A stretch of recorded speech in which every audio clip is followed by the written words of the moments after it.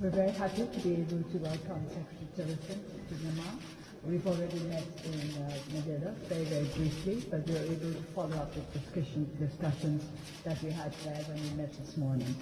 And I've already told him that as a guest, it is for him to speak first, and we'll be very happy to respond. Thank you. Thank you, Excellency. Now, may I invite the Honorable Rex Tillerson to deliver a statement.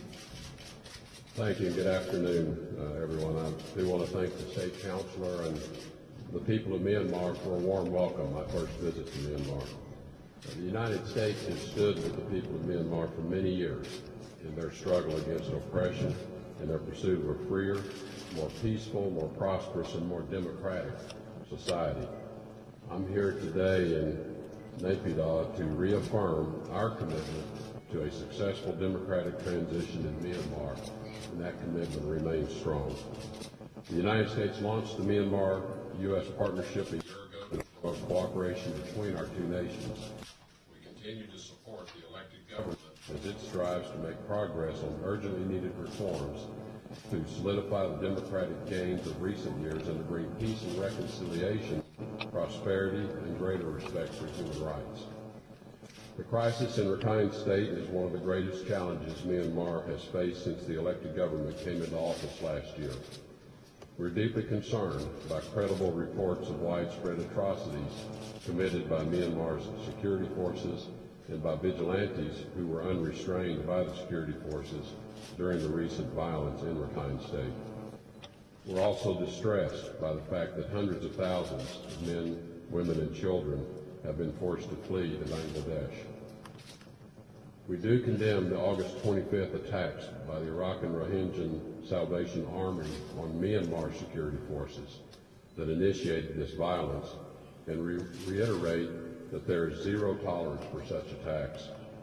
We express our condolences at the loss of lives among the Myanmar security forces resulting from this unprovoked attack. The humanitarian scale of this crisis is staggering. Over 600,000 Rohingya, mostly women and children, have fled to Bangladesh, and an unknown number from multiple ethnic groups remain internally displaced with limited access to food, water, and shelter. In response to this extremely dire situation, I am announcing today that the United States will provide an additional $47 million in humanitarian assistance for refugees, bringing the United States response to the Rakhine State crisis in Myanmar and Bangladesh to more than $87 million since August of this year, and total humanitarian assistance for displaced people in and from this region to nearly $151 million since October of 2016. The United States remains dedicated to humanitarian initiatives the world over, and we're proud to distribute these funds on behalf of the American people as part of our ongoing efforts to help those who are suffering. Myanmar's response to this crisis is critical to determining the success of its transition to a more democratic society. A key test of any democracy is how it treats its most vulnerable and marginalized populations. It is the responsibility of a government and its security forces to protect and respect the human rights of all persons within its borders and to hold accountable those who fail to do so. The United States welcomes the government's commitments to allow refugees to voluntarily return and to implement the recommendations of the Advisory Commission on Rakhine State for creating lasting peace by supporting economic development and respecting the rights of all people in Rakhine State, including those displaced. Such implementation must include a transparent and fully voluntary path to citizenship that is considered credible by all stakeholders. Now is the time to focus on implementation of these commitments. We also support the government's commitment to create the conditions necessary for all refugees and internally displaced people to return to their homes and land safely and voluntarily. We are encouraged by recent exchanges between the government of Myanmar and government of Bangladesh and urge both sides to continue to work together to ensure the safety and security of those who want to return to their homes. We stand ready to support both governments as part of this process. It is incumbent upon the military and security forces to respect these commitments of the civilian governments, to assist the government in implementing them, and to ensure the safety and security of all people in Rakhine State. It is also incumbent on the people of Myanmar to recognize that all individuals, regardless of their race, religion, or ethnicity, have rights that must be respected, and that no democratic society should condone discrimination, incitement, or violence against other human beings. The recent serious allegations of abuses in Rakhine State demand a credible and impartial investigation, and those who commit human rights abuses or violations must be held accountable. This need for justice and accountability applies not only to Rakhine State, but to wherever such abuses or violations occur across Myanmar. In all of my meetings, I have called on Myanmar's civilian government to lead a full and effective independent investigation, and for the military to facilitate full access and cooperation. The United States strongly supports such an approach. While we wait for the findings of a credible, independent investigation to provide an accurate assessment of the events that have occurred and to ensure accountability, the United States will continue to work with our partners to assure there are consequences for individuals confirmed to have been responsible for atrocities using all available mechanisms, including those available under U.S. law. We support the government of Myanmar's goals of developing its military into a professional and respected institution. As I told Commander-in-Chief Min Aung Hlaing, the military support for Myanmar's ongoing transition to a federal, democratic state is crucial. As part of that process, the military and government must work together to address the grievances of civilians throughout Myanmar and build strong, credible institutions. It cannot do so without acknowledging, addressing, and bringing to an end the tactics and practices that led to abuse and suffering. We recognize the military's responsibility to respond to terrorist or other insurgent attacks. Any response, however, must be disciplined and avoid to the maximum extent possible harming innocent civilians. We will be following up with the Myanmar government to explore opportunities to collaborate on areas of counter-violent extremism and counterterrorism. While many are currently focused on Rakhine State, we must remember that there are other ongoing violent conflicts in Kachin, Shan State, and elsewhere. These conflicts have also included serious human rights abuses and violations, which have led to the suffering of many ethnic communities. We support efforts to find a resolution to these conflicts and to seek peace, justice, and national reconciliation. A just and durable peace is needed for Myanmar to move forward in its transition to democracy. The United States and friends from around the region are committed to helping the government of Myanmar and its people work through this crisis with urgency, sensitivity, and openness. We remain dedicated to Myanmar's successful transition, which we are confident will bring peace and prosperity to this rich and beautiful land. Thank you. Thank you, Excellency. Now it's time for the questions. Before Well, just let me briefly thank Secretary Tillerson for his understanding of the situation. We have discussed the matter in some detail, and we agree that it is most important that we should bring peace and stability to this country, and that can only be done on the basis of rule of law. And everybody should understand that the rule of law is to protect peace and stability, not to punish people. If we all understand this, then I think we can cooperate on these issues which are of great concern to the United States as well as to other members of the international community. As Secretary Tillerson said, we have been friends for many years, ever since we became independent. Our relationship with the United States has been strong, and we believe that this relationship will endure the test of time and circumstances, and that although there may be obstacles that we have to overcome, with understanding and friendship on both sides, I'm sure this could be overcome without too much difficulty. And of course, we recognize that the existing challenges are very great indeed, and multifaceted. It's not a one-dimensional Rakhine problem. It's a multi-dimensional problem that applies to the whole of our country, which is why we are all involved in its resolution. The Union Enterprise for humanitarian assistance, resettlement, and reconstruction of the Rakhine is something that belongs to all our people. And this has to start with the building of understanding, with taking up the responsibility for harmony between our different communities. It is a duty of each and every citizen of this country, and we hope that we will all be able to carry it out as fully as possible with the help of our parents. Thank you. Before asking the questions, please identify yourself and the media organization you represent and to whom you are addressing the question. The first question, please.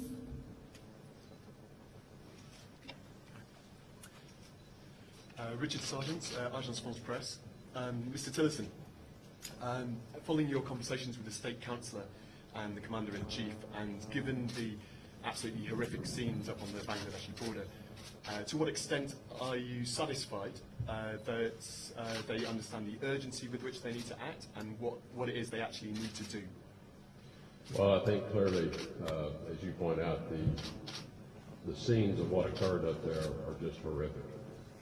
And the Commander-in-Chief shared certain parts of their own internal investigation with me. However, as I indicated in my remarks, I think there still is more that we need to understand about what happened, and that's why we believe an independent investigation would be helpful to everyone to understand what transpired and who should be held to account. I am encouraged by the ongoing discussions that we know are underway between Myanmar and Bangladesh to enter into a new memorandum of understanding that will facilitate a quick return of those individuals who most recently left, who want to come back home. So I think there's a lot of effort on that front. Obviously, this is something that has to be worked out with the Bangladesh government as well. And then I think in terms of the need to create a secure environment so that if people want to come home, they feel secure to come home. There is some need to reconstruct certain villages that were destroyed so they have shelter to come home to. And what most of these people want is simply to return to the life they had before, which was a fairly simple life, a lot of fishing and farming. So there's a lot of work to do, and I think people need to recognize this is not an easy situation that one can deal with quickly, but it does need to be dealt with in a very deliberate way.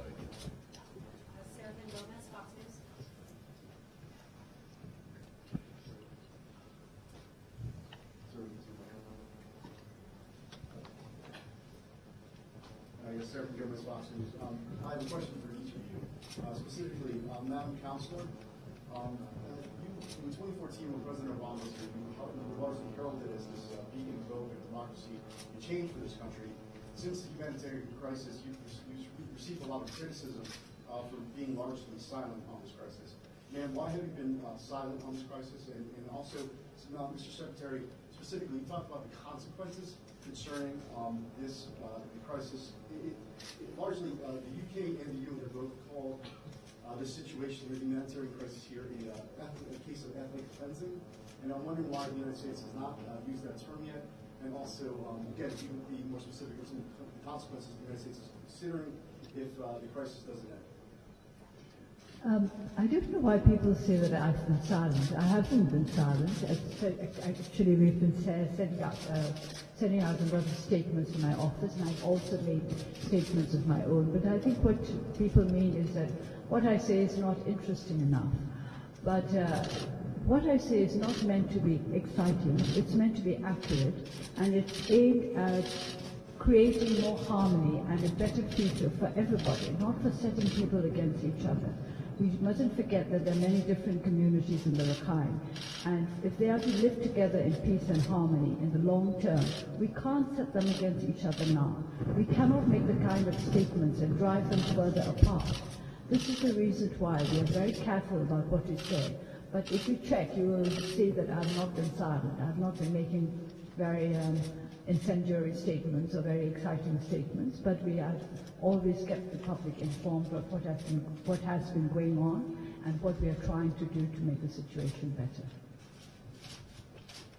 Well, I think clearly what we know occurred in Rakhine State that led to so many people fleeing the area has a number of characteristics, certainly crimes against humanity. Whether it meets all the criteria for ethnic cleansing, I think we continue to evaluate that ourselves. I think this is the reason why an independent investigation would be very useful to help us understand not just who to hold accountable, but also why. What were the motivations behind what occurred? On the heels of, again, I remind you, this started with an attack by the Arakan against Myanmar security forces, and then it was in the response that things seemed to have gotten out of control. So I think an independent investigation would help all of us understand a number of aspects of what's a very, I think, complex situation.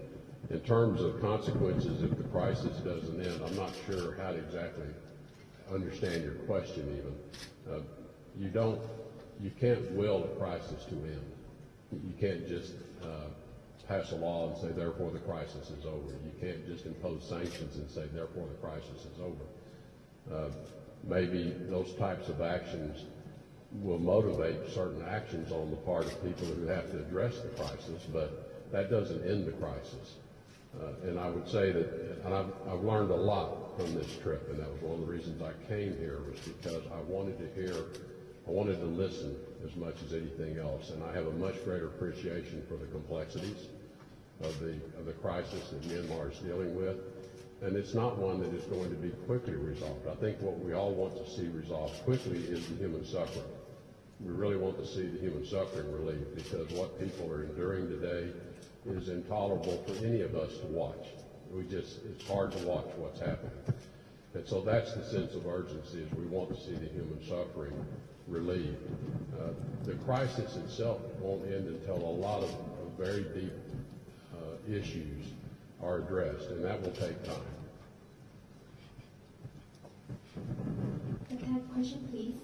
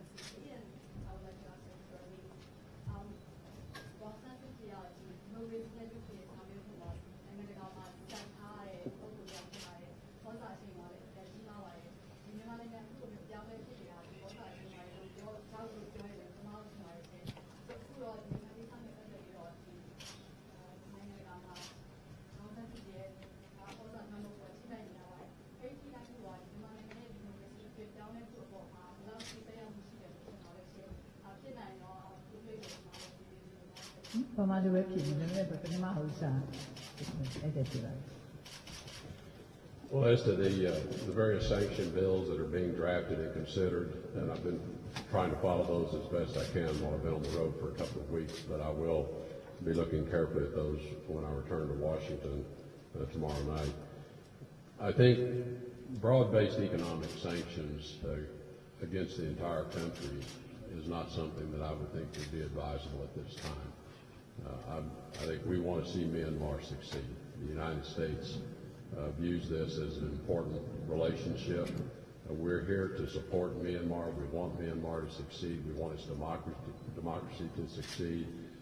And so actions that sets back the ability to provide economic activity, jobs for people, I have a hard time seeing how that helps resolve this crisis. In terms of targeted individuals, I think, again, all of that has to be evidence-based. If we have credible information, and that's, as I said in my remarks, if we have credible information that we believe to be very reliable, that certain individuals were responsible for certain acts that we find unacceptable, then targeted sanctions on individuals very well may be appropriate. Again, I think the reason these things happen, the reasons people are motivated to want to talk about sanctions, is from their perception they're just not seeing enough happening yet. And it is difficult when you're sitting halfway around the world and you see the images from the refugee camps in Bangladesh to not want to just rush to do something. And so I think all of these efforts, whether it's sanction bills or others, they're all well intended. They're all well intended. These are people who care about what's happening over here. They care about the human tragedy that they're seeing happen. They care about Myanmar, and they're looking for some way to help. And some people feel that putting pressure on the situation sometimes helps motivate action. So I think it's something that we'll be considering carefully when I return to Washington, and I look forward to sharing with others what I've learned on this trip. It's been very useful to me to understand the situation better. ကျွန်တော်နိုင်ငံရေးလုပ်တယ်ဆိုတာဩဇာအနာရဖို့လုပ်တာမဟုတ်ပါဘူးမြန်မာနိုင်ငံကပြည်သူလူထုထားတရားဥပဒေစိုးမိုးရေးငြိမ်းချမ်းရေးနဲ့စီးပွားရေးဖွံ့ဖြိုးမှုရဲ့အသီးပွင့်တွေကိုခံစားစေချင်လို့လုပ်ထားပါတယ်အဲ့တော့ဒီလိုနိုင်ငံရေးလုပ်တဲ့အခါမှာအတိုက်ခိုက်ခံရတယ်ဆိုတာဘာမှထူးဆန်းမှာဒါအရင်တုန်းကပြည်တွင်းကလည်းတိုက်တယ်ပြည်တွင်းလည်းတိုက်တယ်အခုကျတော့ပြည်တွင်းကတော့ပြည်သူတွေကပို့ပြီးတော့နားလည်မှုရှိတဲ့ပြည်သားကတော့တိုက်တယ်ပေါ့ဒါတွေကတော့ဖြစ်နေကြပါဘူးနိုင်ငံရေးလုပ်မှတော့ဒီလောကဓာတ်ကိုရင်ဆိုင်ရတာဒါမိဘသူကပြစ်စင်တယ်တာဝန်ထမ်းဆောင်တဲ့လူတိုင်းကြောင့်ဆိုင်ရမယ့်ကိစ္စတွေလည်းဒီမှာတော့ဒီလိုပဲသိချင်ထားပါ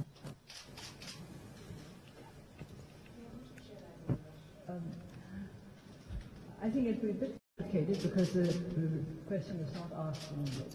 I think you can ask your reporter to translate it to you later.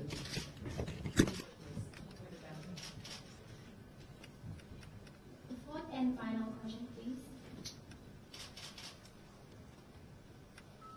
As the time is observed with us, my question is to Mr. Tillerson. I believe that the U.S. has stakeholders also demand that the State Department to use the term anti-intelligence against Rohingya. What have the State Department decided on that? Well, as I said, we're evaluating the criteria and the information available to us, and we'll make a determination on that probably after our return.